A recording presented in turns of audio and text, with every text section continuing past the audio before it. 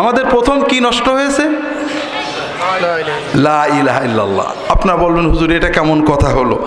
আমাদের দেশে তো লা ইলাহা ইল্লাল্লাহ একেবারে সব সময় আছে। সবচেয়ে বেশি বলা হয় মানুষ মারা গেলে লাশ তোলার সময় আর ফকিরের ভিক্ষার সময়, ঠিক না? তারপর আছে তো নাকি, তা নষ্ট হবে কেন? লা ইলাহা ইল্লাল্লাহ কেন কিভাবে নষ্ট হলো এটা জানতে গেলে আমাদের একটু ব্যাকে যেতে হবে। লা ইলাহা ইল্লাল্লাহু মানে কি? আল্লাহ ছাড়া কোনো ইলাহ নেই। ইলাহ মানে মাবুদ নেই। মাবুদ মানে যার ইবাদত করা হয়, আর ইবাদত মানে গায়াতুত তাদাল্লুল, চূড়ান্ত ভক্তি, চূড়ান্ত বিনয়, চূড়ান্ত অধীনতা। তাহলে চূড়ান্ত ভক্তি করার জন্য, চূড়ান্ত অধীনতা প্রকাশের জন্য আল্লাহ ছাড়া আর কেউ নেই। আরবের যারা কাফের ছিল, আবু জাহাল, আবু লাহাব, উতবা, সাইবা, তারা কি লা ইলাহা ইল্লাল্লাহু মানতো? মানতো না। তারা আল্লাহ এক মানতো? তারা আল্লাহ ছাড়া কোনো সৃষ্টিকর্তা রব্বুল আলামিন নেই তাকে মানতো? আমি আপনাদের দেশে ওয়াজ করতে ভয় পাই, কারণ আলেম ওলামার দেশ, ঘরে ঘরে আলেম, বড় বড় আলেম। তারপরও ভয় সহ বলছি যে আরবের কাফেররা সব মানতো, লা ইলাহা ইল্লাল্লাহ মানতো না, কিন্তু আল্লাহ এক মানতো। আল্লাহ ছাড়া কোনো রব নেই মানতো। আল্লাহ ছাড়া কোনো সৃষ্টিকর্তা নেই বিশ্বাস করত। অর্থাৎ তারা বিশ্বাস করত লা রব্বা ইল্লাল্লাহ, লা খালেকা ইল্লাল্লাহ, লা মালেকা ইল্লাল্লাহ, লা কাদেরা ইল্লাল্লাহ। আল্লাহ ছাড়া কোনো সৃষ্টিকর্তা নেই, আল্লাহ ছাড়া কোনো সর্বশক্তিমান নেই, আল্লাহ ছাড়া কোনো রব্বুল আলামিন নেই, সবই মানত। এগুলো কোরআনে আছে, উলামায়ে কেরাম জানেন। আল্লাহ কোরআন কারীমে বলছেন, ওয়ালা ইন সাআলতাহুম মান খালাকাস সামাওয়াতি ওয়াল আরদা লা ইয়াকুলুন্নাল্লাহ। হে রাসূল, আপনি যদি আরবের কাফেরদেরকে প্রশ্ন করেন আসমান জমিন কে বানিয়েছেন, কে বানিয়েছেন? আরবের কাফেররা কার কথা বলতো? সায়াকুলুনাল্লাহ। তারা বলতো লা খালিকা ইল্লাল্লাহ। কুল মান রাব্বুস সামাওয়াতি সাব'উ ওয়া রাব্বুল আরশিল আযীম। সাত আসমান এবং আরশ আযীমের রব কে? আল্লাহ। আবু জাহেল কার কথা বলতো? আবু জাহেল বলতো লা রাব্বা ইল্লাল্লাহ। কুল মান বিয়াদিহি মালাকুতু কুল্লি শাই ওয়া ইয়াজিরু ওয়া লা ইয়াজারু আলাইহি। সকল ক্ষমতা, মালিকানা, সার্বভৌমত্ব কার হাতে? আল্লাহ। সর্বশক্তিমান কে? আল্লাহ। আবু জাহেল কার কথা বলতো? আবু জাহেল বলতো সায়াকুলুনা লিল্লাহ। আল্লাহ কোরআনেই বলে দিয়েছে।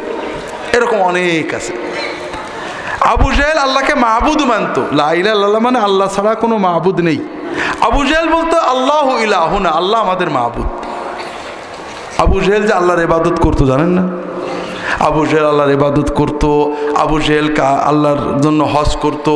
আবু জাহেল আল হাজ আবু জাহাল ছিল। সত্য কথা। আমরা একবার হজ করে সব এখন আলহাজ। আর সে বেচারা হজ করেছে, হাজিদের পানি খাওয়াইছে, হাজিদের খেদমত করেছে, কাবাঘর দেখাশোনা করেছে, ঝাড় দিয়েছে, গেলাপ পাল্টাইছে, এবং কাবাঘরের আল্লাহর কাছে কানতো আল্লাহুম্মা আল্লাহুম্মা ইন কানা হাযা ওয়ালাক্কা। আমরা আল্লাহকে যেমন আল্লাহুম্মা বলে ডাকি, আবু জাহেলও ঠিক আল্লাহুম্মা করে করে আল্লাহর কাছে দোয়া করতো। কথা বুঝতে পারেননি? তাহলে আবু জাহেল আল্লাহকে একমাত্র সৃষ্টিকর্তা, খালেক মালেক, রাব্বুল আলামিন, সর্বশক্তিমান বিশ্বাস করত, আল্লাহকে মাবুদ মানত, আল্লাহর ইবাদত করত।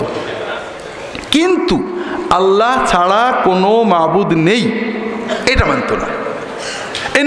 ইযা কিলা লাহুম লা ইলাহা ইল্লাল্লাহু ইস্তাকবিরুন। যখন তাদের বলা হয় লা ইলাহা ইল্লাল্লাহ মানে না, যখন বলা হয় লা রাব্বা ইল্লাল্লাহ মানে, লা খালেকা ইল্লাল্লাহ মানে, লা রাযিকা ইল্লাল্লাহ মানে, লা কাদেরা ইল্লাল্লাহ মানে, কিন্তু লা ইলাহা ইল্লাল্লাহ মানে না। এখন প্রশ্ন হলো, সব মানলো, আল্লাহর ইবাদত করলো, কিন্তু লা ইলাহা ইল্লাল্লাহু মানলো না কেন? এটা প্রশ্ন না? এই প্রশ্নের উত্তরকে আমি দেব না আপনারাই দেবেন? আমি দেব। আচ্ছা দিলাম। এই প্রশ্নের উত্তর সহজ। আমি জানি না আপনাদের দেশে আছে কিনা। আমি আমাদের এলাকায় একটা গান শুনছিলাম, বাবা শাহজালাল অলি তুমি দয়াল বাবা, দয়া করো বাবা।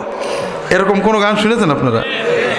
আমাদের বাংলাদেশে লক্ষ লক্ষ মুসলমান গান গান, বাবা শাহজালাল অলি, শাহপরান অলি, শাহ মাকদুম অলি, দয়াল বাবা অলি, গৌসে আজম অলি, খাজা বাবা অলি, আব্বা হুজুর অলি, দাদা হুজুর অলি, পীর বাবা অলি, দয়াল মা অলি, কলবে এসো বাবা, নজর দাও বাবা, দয়া করো বাবা, এরকম গান আছে না নেই? আছে।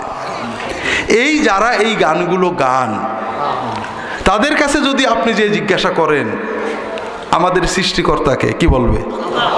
আমাদের রবকে, কি বলবে? সর্বশক্তিমানকে, কি বলবে? আল্লাহর ইবাদত করতে হয়, মানবে না? কিন্তু যদি আপনি বলেন আল্লাহ ছাড়া কারো ডাকা যাবে না, কারোর কাছে দয়া চাওয়া যাবে না, মানবে নাকি?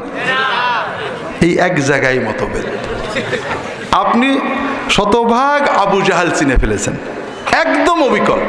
আপনি যদি এই বেচারাকে বলেন যে খাজা শাহপরান অলি, শাহজালাল অলি, শাহ মকদুম অলি, দয়াল বাবা অলি, আব্বা হুজুর অলি, খাজা বাবা অলি, সবাইকে ভালোবাসো, তাদের জন্য দোয়া করো, তাদেরকে শ্রদ্ধা করো, কিন্তু চাওয়াটা হতে হবে কেবল আল্লাহর কাছে, মানবে?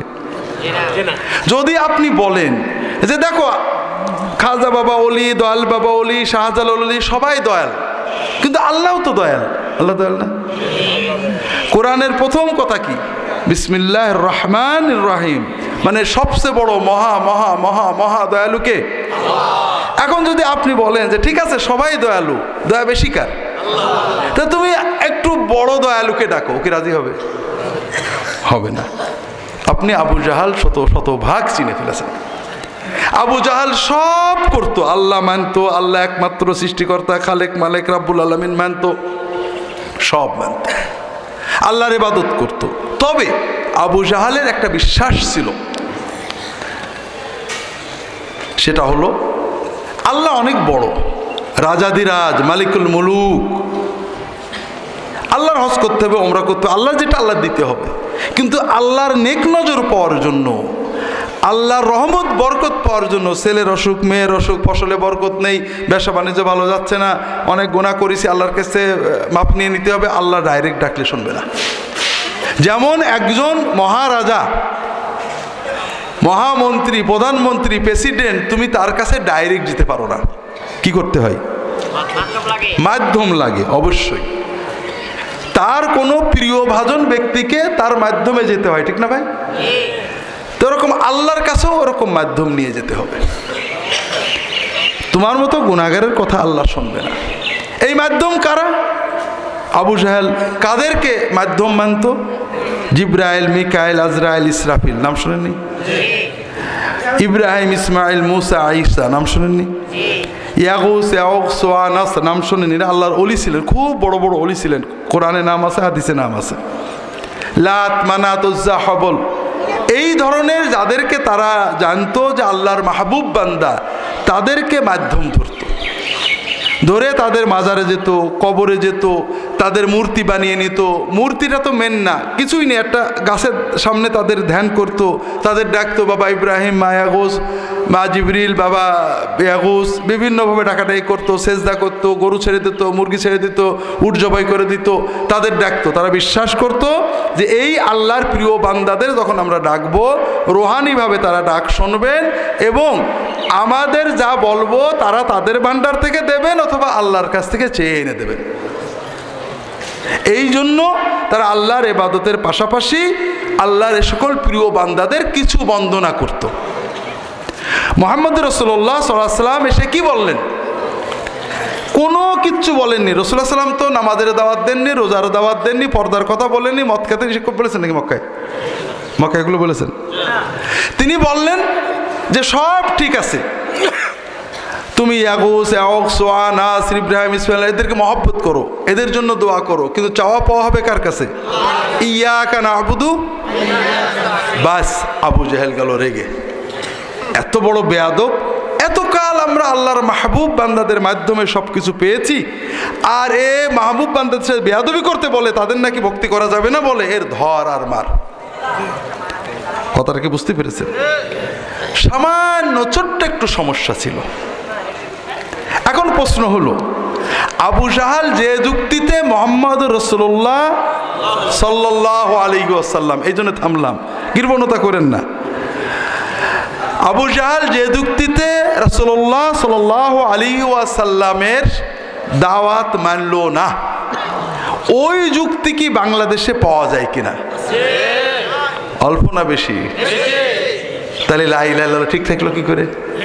কেন নেই? আমাদের সমস্যা কি একটু বোঝার চেষ্টা করি। কারণ এটা যদিও আমাদের মূল বিষয় না, কিন্তু আমার ধারণা ছিল এখানে আলেমুলামারা অনেকেই জানবেন, অনেকেই জানেন আলহামদুলিল্লাহ, যেহেতু অনেকেই বিষয়টা স্বচ্ছ না।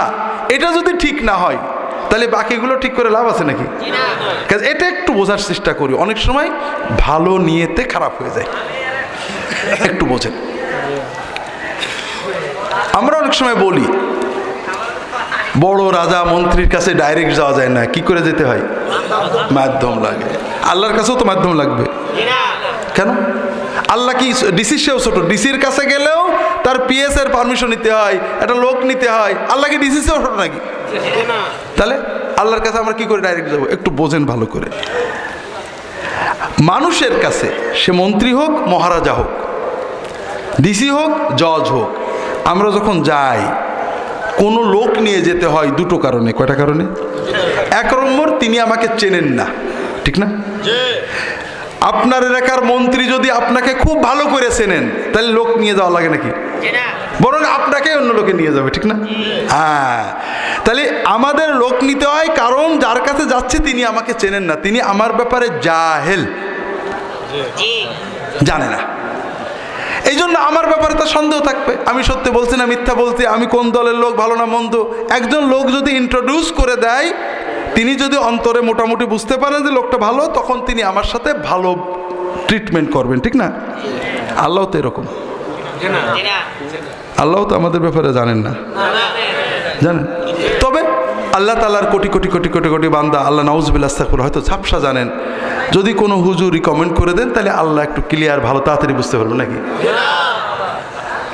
যদি কোনো বান্দা মনে করে যে আল্লাহ বোধহয় প্রধানমন্ত্রী মন্ত্রীর মতো আমাকে অত ভালো চেনবে না, কেউ বলে দিলে চেনবে, তাহলে কি মানটা থাকলো? দুই নম্বর, আমাদের মানুষ নিয়ে যেতে হয় দ্বিতীয় একটা কারণ। অনেক সময় চিনলেও পার্সিয়ালিটি করে, ঠিক না? চিনলেও পার্সিয়ালিটি করে অথবা গুরুত্ব দেয় না। এলাকার কমিশনার সবাইকে চেনে কিন্তু বিচার অনেক সময় পার্সিয়ালিটি করে, জুলুম করে, করে না? করে না? আল্লাহ তো এরকম। আল্লাহ চেনার পরও, জানার পরও, আমার হাজত বিপদ বোঝার পরেও তো আমার হয়তো দেবেন না, পার্সিয়ালিটি করবেন। কোনো বান্দা যদি এরকম চিন্তা করে যে আমার মালিক, আমার রব, আমার জেনে, আমার বুঝছে, অন্তর দিয়ে চাচ্ছি, আল্লাহ দেখছে, তারপরও হয়তো আমার দেবে না, এরকম চিন্তা করলে কি তার ঈমান থাকলো? না। ইফতারের 1-2 মিনিট সময় হাতে থাকতে যদি মসজিদে আজান দেয় তাহলে কি ইফতার করা যাবে? না, এখনো সময় হয় নাই, সূর্য ডুবে নাই, কিন্তু এদিকে মসজিদে আজান হয়ে গেছে, এরকম যদি হয় তাহলে সেক্ষেত্রে আপনি ওই আজানকে ফলো করবেন না, কারণ আজানটা তো মূল না, মূল বিষয় হলো সূর্য ডুবলো কিনা সেটি। তো মুয়াজ্জিন ভুল করে 2 মিনিট আগে 3 মিনিট আগে আজান দিতেই পারেন, দিলে সে আজানের ভিত্তিতে আপনি ইফতার করলে আপনার সে রোজা আবার রাখতে হবে।